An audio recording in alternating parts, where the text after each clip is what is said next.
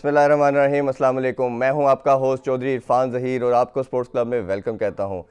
नाज़रीन, पाकिस्तानी जो धरती है, जो सोल है हमारी, ये प्योरली फास्ट बॉलिंग को प्रेजेंट करती है। उसकी रिकग्निशन जो है वो फास्ट बॉलिंग है।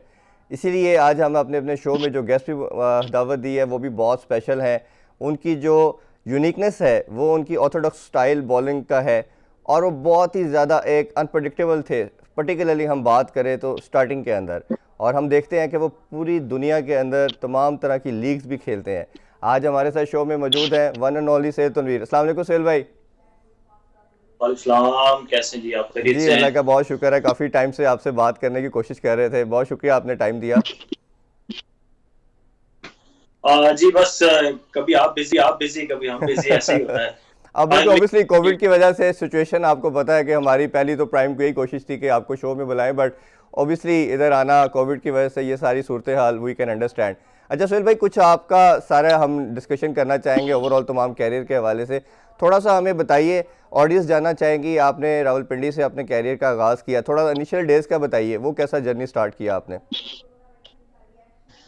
देखिए, ऑब्वियसली मेरे ख्याल में जितने भी आप प्लेयर्स के इंटरव्यूज करेंगे, आपको अगर उनके आप कैरियर के स्टार्ट की बात करेंगे तो मोर और लेस सिमिलर स्टोरी होती है सबकी कि जी। वो गली मोहल्ले क्रिकेट से स्टार्ट करते हैं। मेरी थोड़ी इन अ वे कि यूनिक आप कहेंगे कि मैंने बड़ी लेट क्रिकेट बॉल स्टार्ट की। मैं टेबल क्रिकेट से ज्यादातर खेलता था। इसकी मिसाल अभी रिसेंटली हारिस खेल रहा है, हारिस राउफ।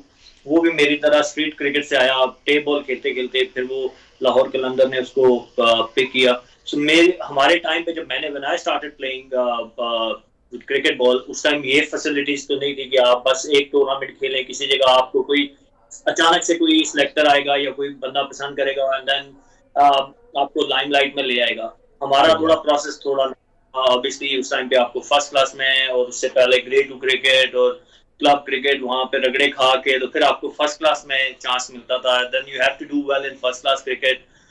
तो मेरा भी ऐसे ही स्टार्ट था। मैंने 2-3 साल ग्रेड 2 क्रिकेट खेली, वहां पे आई डिड रियली वेल। हमारे जो पिंडी रीजन के कोच थे वही ग्रेड 2 की टीम के भी कोच थे, सो ही न्यू मी वेल। सो 2004-5 में मेरा फर्स्ट क्लास का डेब्यू हुआ। वो भी मैं पहले क्रिकेट बॉल में लेफ्ट आर्म स्पिन किया करता था।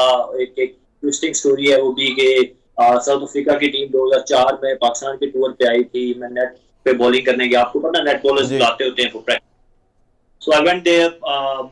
मेरा जो दोस्त मुझे लेके गया था उसने मुझे कहा, क्योंकि टेबल क्रिकेट में मैं फास्ट बॉलिंग किया करता था, क्रिकेट बॉल में मैं टेबल स्लो लेफ्ट आर्म था।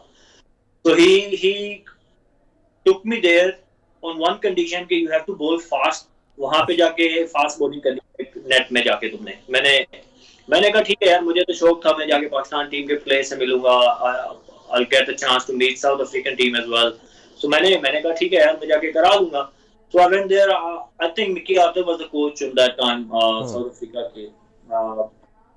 ग्रेम स्मिथ को मैंने बॉलिंग की, उनको पहला बॉल मैंने किया, वो जाके उनको लगा पहले बॉल पे वो नेट छोड़ के चले गए। देन जैक कैलिस आए, जैक कैलिस को 4 बार स्लिप में आउट किया।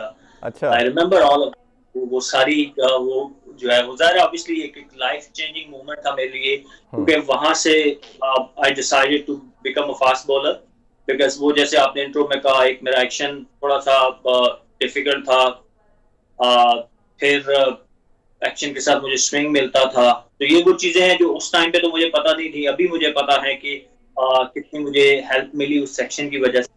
और हमने देखा कि जितने भी ऐसे बॉलर जिनका थोड़ा सा ऑर्थोडॉक्स अनऑर्थोडॉक्स किस्म का एक्शन होता है, जैसे मलिंगा की हम मिसाल देते हैं, आपकी देते हैं, या इवेंचुअली वकार यूनुस भी एक आए जो साइड ऑन बॉल करते थे, तो ऐसे कोई मुरलीधरन की हम बात करते हैं स्पिन डिपार्टमेंट के अंदर भी, तो जितने भी ऐसे बॉलर हैं जिनका एक्शन थोड़ा सा अनऑर्थोडॉक्स होता है, उनको पिक करना बैट्समैन के लिए बहुत इनिशियली डिफिकल्ट हो जाता है, और कम से कम 2-3 साल कपल ऑफ ईयर तो लगते हैं टीम्स को उसके साथ सेटल डाउन होने के, उसको पिक करने के अंदर। उनकी पर्टिकुलरली स्लोअर वन जो करते हैं उसको पिक करना तो उतना ही मुश्किल हो जाता है।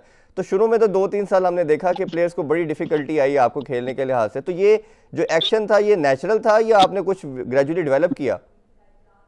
नहीं, एक्शन तो टोटली नेचुरल होते हैं। इसमें आप खासकर इस तरह के जो एक्शन होते हैं, इसको तो आप कभी भी ना कोई कोच आपको सिखा सकता है ना सिखाएगा। जी। हमारे यहाँ तो लेवल पे चले, कोचिंग का तो कॉन्सेप्ट ही नहीं है ना, बस बच्चे अपने उस टैलेंट पे क्रिकेट खेलते हैं और फिर वो ऊपर आ जाते हैं। लेकिन इवन अगर आप बात करें इंग्लैंड ऑस्ट्रेलिया वगैरह की, जहाँ पे सिस्टम बड़ा अच्छा है, इंफ्रास्ट्रक्चर बड़ा अच्छा है, कोच आपको सिखाएगा कभी भी नहीं कि इस तरह के, ना मैं इसको कहूंगा कि मैं रिकमेंड करूंगा कि कोई भी बॉलर इस तरह के एक्शन डेवलप करना चाहे, क्योंकि जहाँ सही। पे इसकी उस मुझे एडवांटेजेस हुए, बट उसके डिसएडवांटेजेस भी बहुत हैं। अच्छा। So it was totally natural, मतलब अर्ली ऑन तो मुझे खुद भी, जब क्योंकि उस टाइम पे तो आपको पता है, हम टॉकिंग अबाउट 2003-4, उस टाइम जी ना तो ये कैमरास थे, ना मोबाइल ही नहीं थे उस टाइम पे, किसी किसी के पास मोबाइल होता था ऑन दैट टाइम, जी। और वो फैसिलिटी नहीं कि आप अपनी वीडियो बना के देख लें। So people used to, my fellow player used to say this कि यार तुम्हारा एक्शन बड़ा डिफिकल्ट है, अजीब है। तो मैं उस टाइम सोचता होता था, क्यों नहीं था कि यार मैं भी तो बाकियों की तरह भाग के आता हूँ इन अ सिमिलर पैशन, मैं भी उसी तरह बॉलिंग कराता हूँ, तो इसमें अजीब क्या है। बट पहली बार जब मैंने खेला डोमेस्टिक T20 टूर्नामेंट, और उस टाइम वो टेलीवाइज हुआ, तो हम्म। उसकी जब मैंने हाईलाइट्स देखी तो मुझे खुद फील हुआ कि नहीं यार, ये बड़ा वाकई डिफरेंट है। यूनिक है, और इसमें वाकई अगर कोई कहते हैं कि यार तुम्हारा एक्शन डिफिकल्ट है, तो इट हाँ। इज। अच्छा बट सोहेल भाई, थोड़ा सा मैं बात करना चाहूँगा। आपने 2000 में अपने डेब्यू का आगाज़ किया, आप पाकिस्तान की तरफ से खेले, वर्ल्ड कप था पहला T20, उसमें खेले। अनफॉर्चुनेटली वो फाइनल हम हार गए। तो वो एक तो वो पाकिस्तान टीम के लिए खेलना और डायरेक्टली वर्ल्ड कप के जैसे एक अपॉर्चुनिटी मिलना, वो कैसा एक्सपीरियंस था आपका? देखिए, आप किसी चीज के लिए सारी जिंदगी मेहनत करते हैं। मतलब मैं जब डेब्यू हुआ तो 23 साल का था, मैंने क्रिकेट खेलनी, जब मैंने होश संभाला, मैंने अपने आप को क्रिकेट खेलते हुए देखा है। जो मेरी मेमोरीज है ना, अगर मैं कहूँ कि मैं रिकॉल करूँ, तो वो मुझे अपने 5-6 साल की उम्र से मुझे क्रिकेट ही नजर आती है। तो आप कुछ सोच सकते हैं, जब 15-16 साल आप मेहनत करते हैं और फिर आपको वो मंजिल मिल जाती है, तो वो फीलिंग क्या होती है। क्योंकि वो मेरा नहीं ख्याल कि कोई भी प्लेयर जिससे भी आप पूछेंगे, वो वर्ड्स में उस फीलिंग को डिस्क्राइब कर सकेगा। सही एक बात। एक वो है जिसके लिए आप इतनी अनथक मेहनत करते हो, उसके पीछे इतनी सेक्रीफाइसेस होती हैं कि आप हम्म। मतलब लोगों को तो आइडिया भी नहीं होता कि हमने जी क्या क्या सेक्रीफाइस होता है उसके लिए। मतलब आपकी आपकी सोशल लाइफ, आपकी फैमिली लाइफ बिल्कुल कुछ भी नहीं होती, सुबह शाम डे इन एंड आउट बस क्रिकेट ही क्रिकेट होती है। जी। तो obviously it was a pleasing moment कि मैंने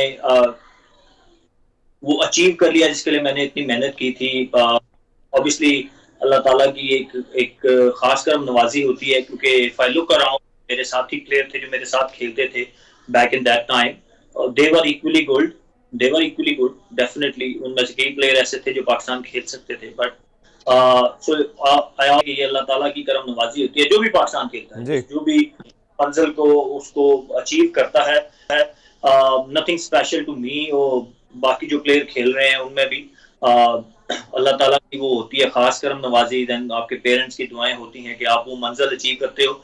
सो सो जब मैं वहां पे गया, obviously the message was given to me कि यार तुम जाओ वहां पे, settle down, maybe you won't get chance to hmm. Play. उस टाइम टीम में काफी बड़े नाम मौजूद जी। थे। उमर गुल, शुएब अख्तर को तो मैंने रिप्लेस किया था, हम्म। But Asif Akhtar, Umar Gul was there, यासर फादा, Iftikhar, जो कि पिछले काफी 3-4 जी साल से सब थे। खेलते आ। तो मेरे लिए मुझे मैसेज यही था कि यार जाओ, बट आई न्यू कि मैं, मुझे यही कहा गया कि कमिंग फ्यूचर में तुम्हें चांसेस मिल जाएंगे, अभी जाओ वहां पे माहौल में सेटल डाउन करने की कोशिश करो अपने आप को। हम्म। मैं वहां पे पहुंचा, पाकिस्तान का पहला मैच जो है उस दिन स्कॉटलैंड के साथ था। जब मैं पहुंचा उस दिन वो मैच हो गया, मैं ग्राउंड में गया, तो ऑब्वियसली मैं तो उन्हीं हवाओं में उड़ रहा था कि यार मैं पाकिस्तान टीम में पहुंच गया हूँ। मैं अपने दाएं बाएं देखता, तो वही लोग जिनको मैं टीवी पे देखता था आज से मतलब महीना पहले, मैंने सोचा भी नहीं था शायद कि मैं इतनी जल्दी इनको ज्वाइन कर लूंगा। जी। तो इसलिए वो एक डिफरेंट फीलिंग थी। बट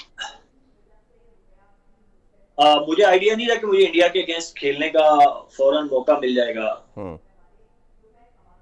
वो आई रिमेम्बर दैट मीटिंग, हमारा बैक टू बैक मैचेस थे, स्कॉटलैंड के बाद अगले दिन ही इंडिया से मैच था। तो कोच डिसाइडेड कि यार क्योंकि मैच है, नेक्स्ट डे मैच है, तो उसी दिन मीटिंग हम कर लेंगे, before living to the ground हम जो है मीटिंग कर लेंगे। तो मैं सुबह उसी तरह तैयार होके गया, पीछे जिस तरह नालायक बच्चे बैठते हैं सबसे आखिरी सीट पे बैठ के। तो आई टोटली रिमेम्बर, मुझे शायद बहुत सारे अपने कैरियर की चीजें याद नहीं है, लेकिन वो दिन कभी नहीं भूलेगा अच्छा, कि कोच ने अनाउंस किया यार कि हम, क्योंकि पिच अभी देखा हुआ नहीं है, क्योंकि वो ऑब्वियसली मैच yesterday मैच था, मतलब उससे एक दिन पहले मैच हुआ था, so न्यू पिच होगी, so we don't know what we gonna play on, so we'll announce 12 and we'll see the pitch and then decide the playing 11. हम्म, मैं वो अपने मौज में, मेरे माइंड में वही चल रहा है कि यार मुझे कौन सा मैच मिलना है यहाँ पे, मुझे जो कहा गया यार तुम जाओ, तो I was sitting relax and chill. तो उसने 11 जेफ लॉसन कोच था, 11 अनाउंस किए, जब 11 के बाद 12वां नाम उसने लिया and that was my name. अच्छा, तो जब मैंने वो सुना ना, तो मुझे इतना जोर का धचका नहीं होता वो लगा, इतना शायद मुझे उस टाइम नहीं हुआ था जितना मेरा टीम के लिए नाम अनाउंस हुआ था। सही, मैं तो बिल्कुल भी प्रिपेयर नहीं था ना उस चीज के लिए, सो मेरा दिल ऐसे जोर से धक धक धक करना, मैं आई वाज फीलिंग इट, मेरा दिल यहाँ से ये जी ऑब्वियसली पंप हो बहुत रहा। बड़ी अपॉर्चुनिटी होती है जी। It's time for short commercial break, stay with अस।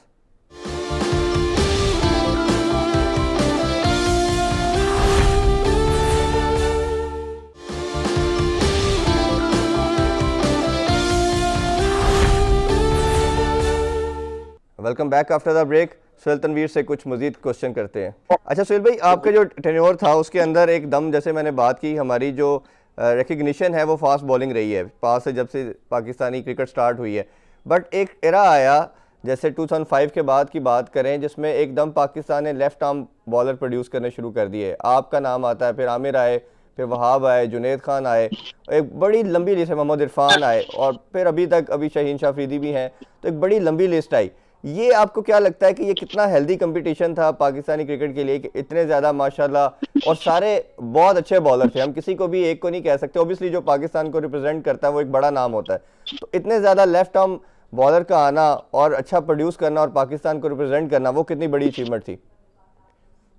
देखिए ऑब्वियसली जैसे आपने कहा कि पाकिस्तान हमेशा से एक इंडस्ट्री रही है in terms of producing fast bowlers, तो ये हर दौर में रहा है। इवन वो अगर आप वसीम भाई और वकार भाई के एरा को भी देखें, तो उसमें एक्चुअली बाकी बॉलर्स इतने जो है उनको चांस नहीं मिल सका, क्योंकि वसीम भाई और वकार भाई उनकी परफॉर्मेंसेज इतनी ज्यादा थी कि बाकी को चांस ही नहीं मिल रहा था। लेकिन उस टाइम के डोमेस्टिक प्लेयर्स जो कुछ हमने खुद देखे भी और जो हम सुनते हैं, दे वर इक्वली गुड।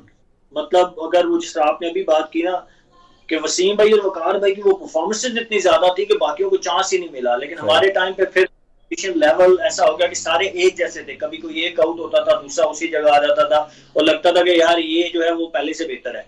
सो आप वाली बात कि हमने ये, एंड इट्स ऑलवेज गुड कि पाकिस्तान क्रिकेट में हमेशा से फास्ट बॉलर्स का कंपटीशन रहा है। बैटिंग में आप कहें कि शायद इतना कंपटीशन नहीं होता, जो थोड़ी सी परफॉर्मेंसेस देता है वो उसको लंबा रन मिलता है। लेकिन फास्ट बॉलर्स के लिए तो जगह इतनी, वो आप कहें ना कि सेंसिटिव होती है जी, कि आप से 2 मैचेस में परफॉर्मेंस बुरी होती है तो you have to sit on the bench, क्योंकि पीछे ही आप जैसा ही एक और बॉलर मौजूद होता है, रिप्लेसमेंट मौजूद होती है, जो कि आके आपकी जगह ऐसे लेता है कि आपको फील भी नहीं होता।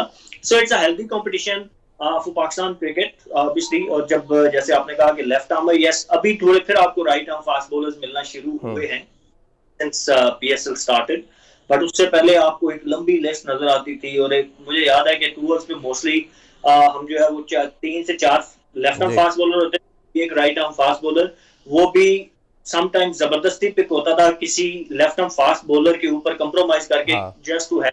क्योंकि ये बड़ी एक डिस्कशन रहती थी कि पाकिस्तान के कमेंटेटर भी हमेशा बात करते थे कि ये क्या हो गया पाकिस्तानी क्रिकेट को कि हर मैच में 3 बॉलर फास्ट बॉलर खेल रहे हैं और वो लेफ्ट आर्म है।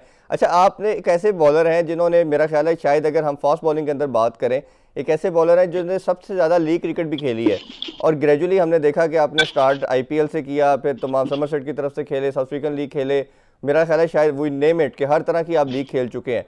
तो सबसे पहले तो मैं बात करना चाहूँगा आईपीएल के हवाले से, you were the first player जिसको पर्पल कैप मिली और मैन ऑफ सीरीज भी रहे, अब टूर्नामेंट भी रहे, वो एक्सपीरियंस कैसा था? और ये बाकी लीग जो खेलने का एक्सपीरियंस आपके साथ टैग इन है, और जब भी कोई T20 पर्टिकुलरली होती है तो सुहेल तनवीर मस्ट उसमें होते हैं, ये बताइए वो कैसा एक्सपीरियंस है आईपीएल का और बाकी तमाम लीग्स का? आईपीएल बिल्कुल मेरे लिए एक लर्निंग कर्व था, क्योंकि my journey was started in सितंबर 2007 और ये आप बात कर रहे हैं मार्च अप्रैल 2008, तो 6-7 महीने हुए थे मुझे इंटरनेशनल क्रिकेट में आए हुए। ऐसा जितना ज्यादा लोग मुझे जानते भी नहीं थे। यस, मैं मतलब वो पाकिस्तान में तो मुझे रिकग्निशन मिल गई थी obviously after playing for Pakistan in world cup, and then South Africa के अगेंस्ट मैं सीरीज खेल चुका था, बट वर्ल्ड वाइड उस तरह की लोग ऑब्वियसली मुझे उस तरीके से नहीं जानते थे।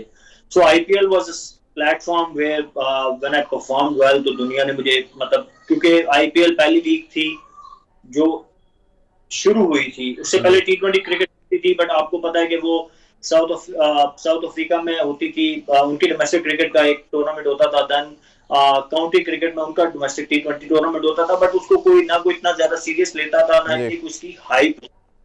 इवन 2007 का जो वर्ल्ड कप भी था, उसमें भी कुछ टीमों ने उसको इतना ज्यादा सीरियस नहीं लिया था, मतलब उस टाइम पे लोग उसको एज ए फन क्रिकेट लेते थे। जी ये तो फिर ग्रेजुअली पता चला गया यार, it's more competitive, more difficult and more skill based cricket then obviously test cricket की डिमांड डिफरेंट है, वनडे की डिफरेंट है, बट टी20 को भी आप फॉर सेक ऑफ फन नहीं ले सकते। जी सो वो मेरे एक लर्निंग कर्व था। I learn a lot from surrounding, जो बड़े प्लेयर मेरे साथ share,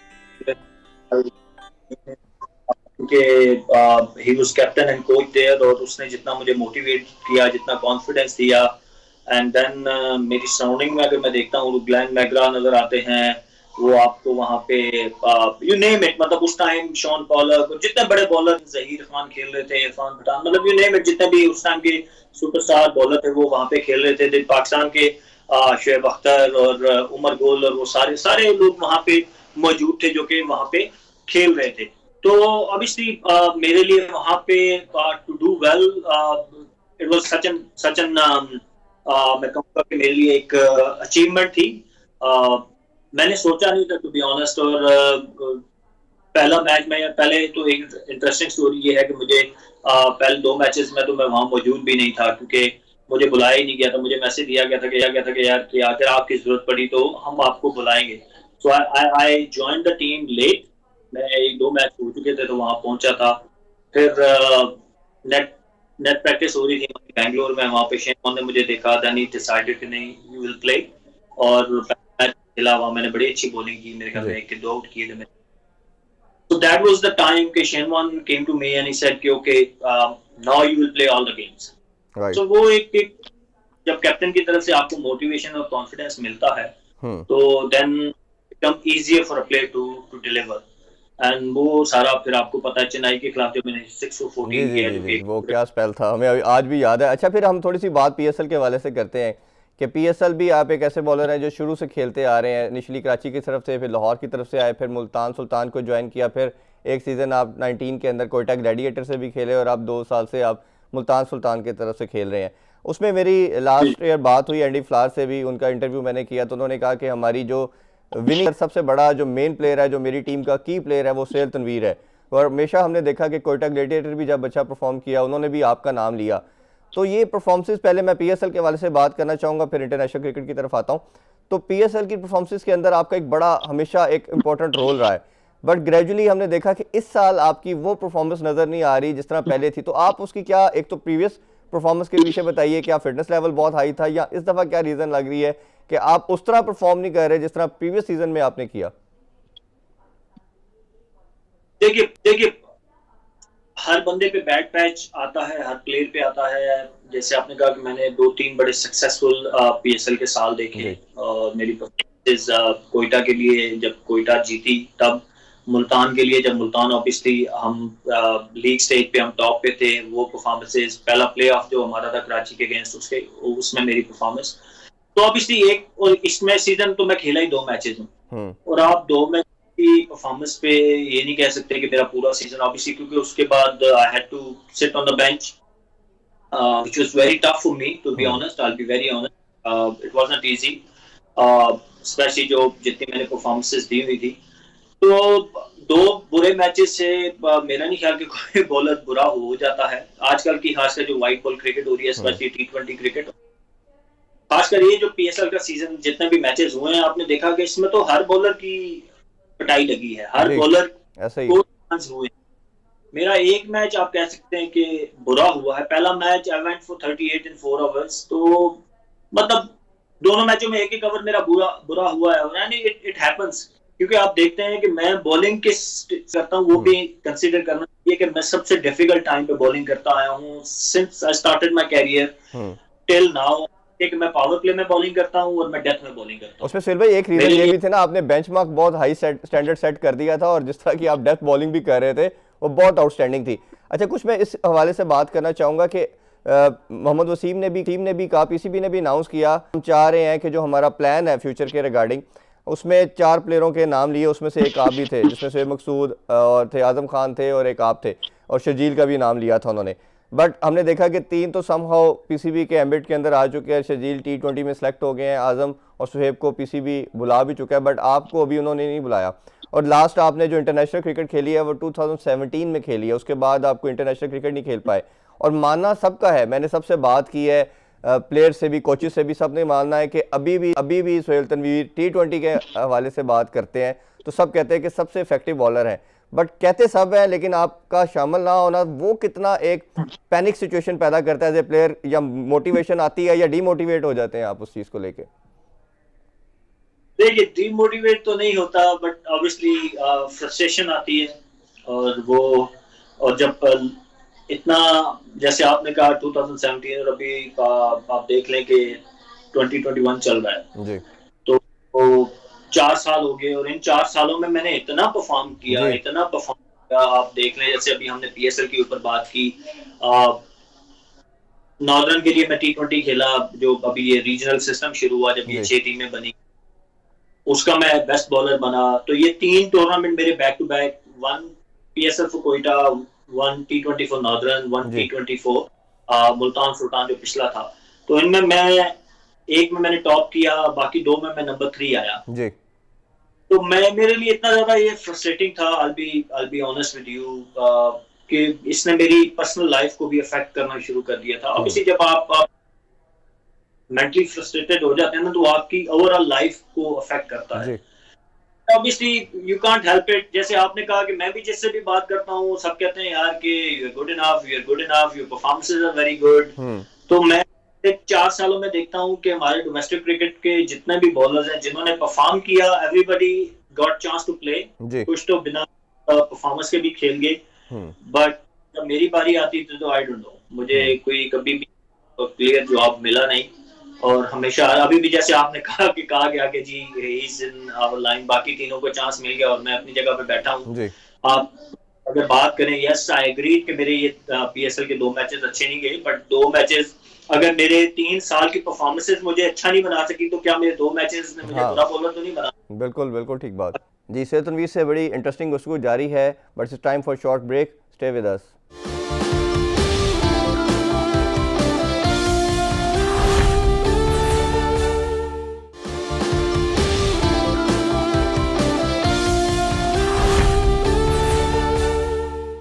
ji, welcome back in sports club. Sohail Tanvir से कुछ मज़ीद चीज़ें पूछते हैं। अच्छा, ये बताइए कि आपने तमाम तरह की क्रिकेट खेली, आपको टेस्ट कैप भी मिली, बट अनफॉर्चुनेटली 2 मैचेस सिर्फ खेल सके, ODI 62 खेले। तो ये टैग कर देना सिर्फ T20 के लिए, क्या आप भी इसी की तरफ इंक्लाइंड हैं कि मैंने सिर्फ T20 पे फोकस करना है, या अभी भी आप समझते हैं कि आप ODI और टेस्ट भी खेल सकते हैं? फिटनेस को देखते हुए आप क्या समझते हैं? तो आई थिंक कि जो टाइम था मेरा उसमें मुझे चांस ही नहीं दिए गए। अब तो आई डोंट थिंक सो कि I would be able to play test cricket, I will be honest, क्योंकि मैं 2 साल हो गए इतनी फर्स्ट क्लास क्रिकेट भी नहीं खेला। और मेरे ख्याल में जो लोग उसमें परफॉर्म कर रहे हैं उनका हक बनता है। My focus is T20 cricket now, may be ODI even. I think if someone needs मी, मैंने अभी वनडे टूर्नामेंट खेला भी है और मैंने अपनी फॉर्म फिटनेस वहां पे भी दिखाई है। बाकी T20 वर्ल्ड कप आ रहे हैं, क्योंकि ये इस साल भी वर्ल्ड कप है and then year after the world cup coming. तो मेरा मेन फोकस, अब टैग मुझ पे लगा दिया गया है T20 का, विच इज वेरी अनफॉर्चुनेट। मैंने अपना केस बड़ी दफा लड़ा के यार, और बैक इन टाइम जब मैं फर्स्ट क्लास क्रिकेट रेगुलर खेलता था, I used to first class cricket, और मेरा नाम किसमें आता था T20 में डाल देते थे। मैं 5-5 आउट वहां पे करता था, सीजन के 40-50 आउट किए, 4-5 मैचों में, 6 मैचों में रन्स किए। अगर आप मेरा मुझे लगता है कि आपने पूरे स्टैट्स पर मेरे देखे हैं, स्टडी किए हैं, आपने देखा मेरी फर्स्ट क्लास क्रिकेट में मेरी 30 की एवरेज है, मेरे 300 प्लस आउट हैं इन ओनली 74-73 गेम्स।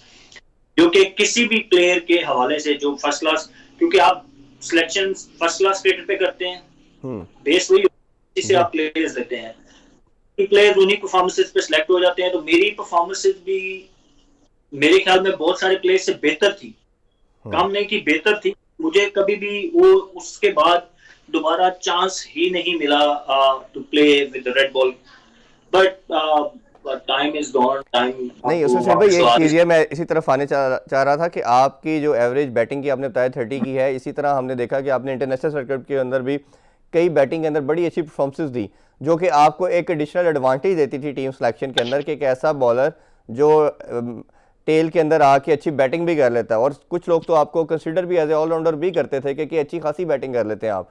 तो अभी हमने देखा कि रिसेंटली शायद अपॉर्चुनिटी नहीं मिली या कुछ ऐसा हुआ कि आपकी बैटिंग हमें ऐसा नज़र नहीं आई।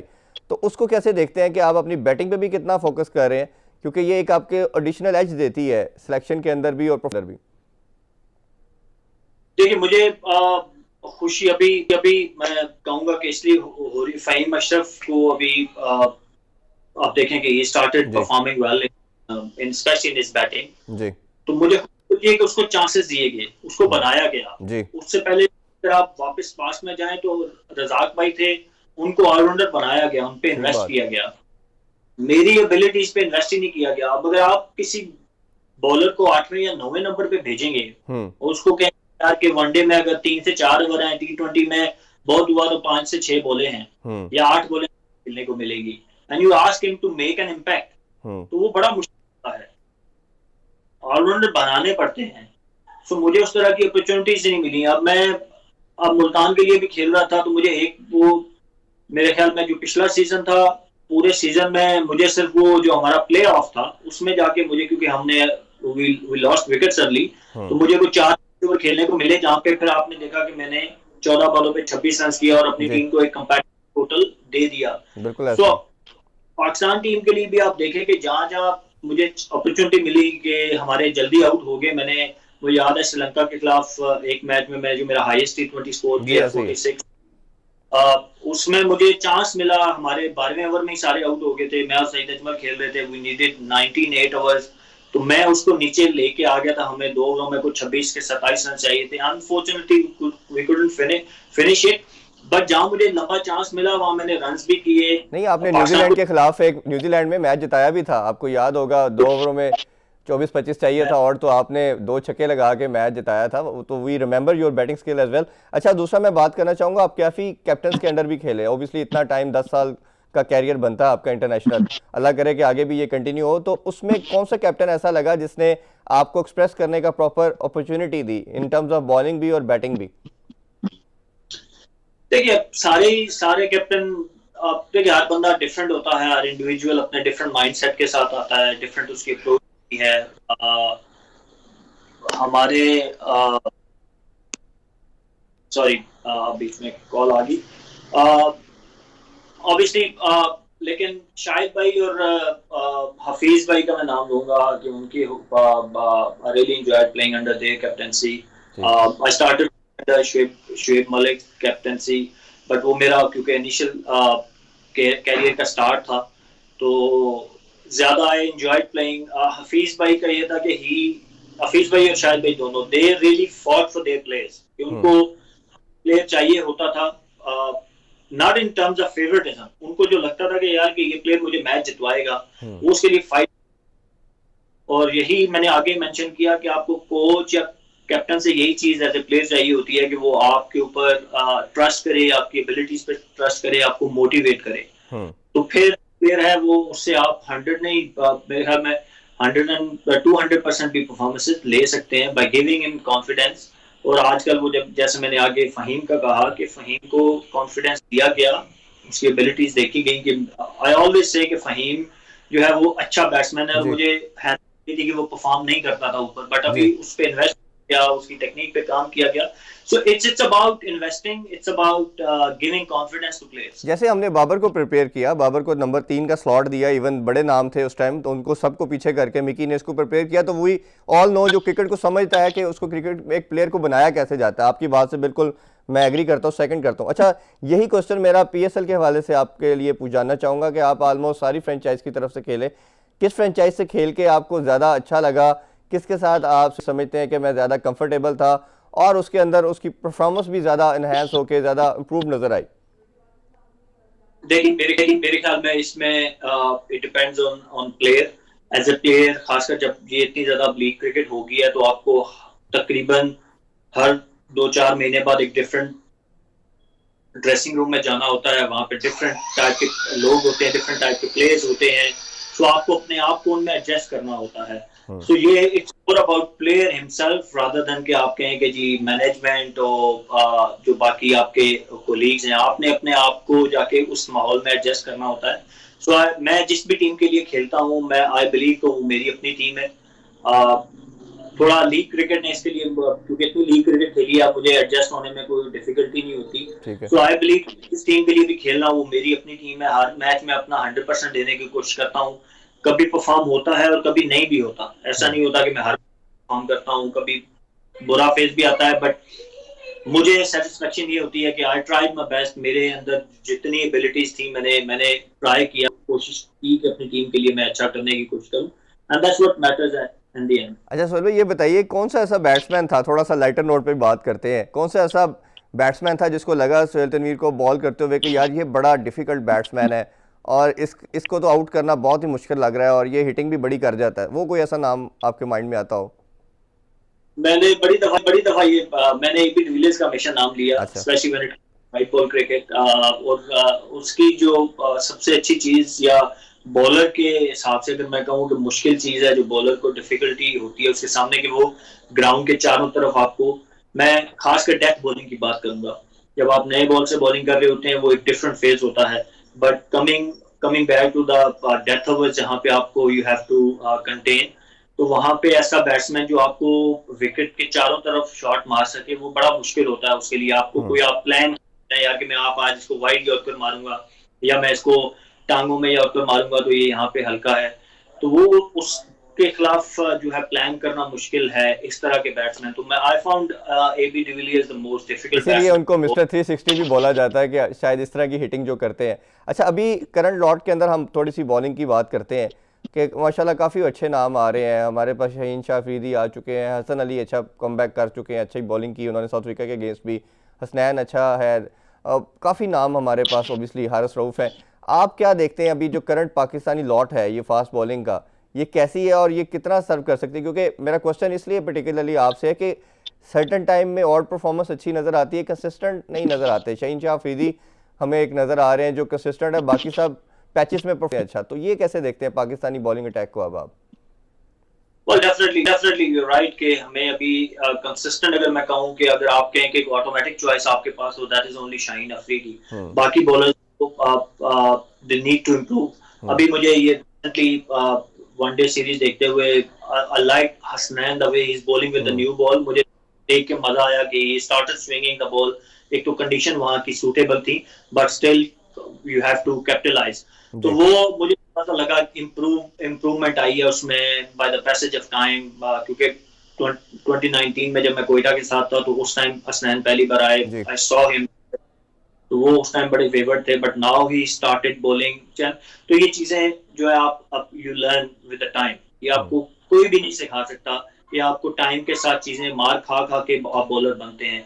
तो आई एम श्योर कि इनको भी अभी मुझे जो लग रहा है ना कि इनके जितने भी आपने नाम लिए, इवन शाहीन भी उतनी लंबी फर्स्ट क्लास क्रिकेट नहीं खेला हुआ, but he is exceptional talent. बाकी हारिस की आप बात करें, आप या हसनैन की बात करें, तो इन्होंने 4 डे क्रिकेट नहीं खेली हुई। इनको भी बॉलिंग या एक जगह पे बॉलिंग 4-6 बॉलिंग जगह पे फेंकना, अभी इनको इतनी महारत नहीं है। वो महारत आती है 4 डे क्रिकेट खेलने से। तो जब ये 4 डे क्रिकेट खेलेंगे, थोड़ी लंबी क्रिकेट खेलेंगे, बॉलिंग अवेयरनेस आएगी इनको, तो फिर ये मेरे ख्याल में और ज्यादा। सर भाई, मेरा इधर ही आपको थोड़ा रोकना चाहूँगा। मेरा नेक्स्ट क्वेश्चन इसी से रिगार्डिंग है कि आपने कहा कि मार खानी पड़ती है, ग्राउंड में टाइम गुजारना पड़ता है, 4 डे क्रिकेट खेलनी पड़ती है। जब अनफॉर्चुनेटली आपका जो सिलेक्शन क्राइटेरिया है वो T20 कप और या PSL बन जाएगा, तो उसी के बाद बेस के ऊपर आप लड़के को टीम में चांस दे देंगे, तो वो 4 डे क्रिकेट तो खेलेगा ही नहीं। और मुझे तो सेकंड ये भी आपसे जानना चाहूँगा, जो कोचेस साथ इतने बड़े नाम होते हैं, वो प्रिपेयर करने की बजाय वापस भेज देते हैं और कहते हैं जी आप 2 साल रखा, साल रखा। जैसे मैं हम बात करेंगे टेस्ट के अंदर अब्बास थे हमारे पास, फिर अभी दूसरा वो नसीम शाह थे जिनको कहा जा रहा था कि ये हमारा फ्यूचर है।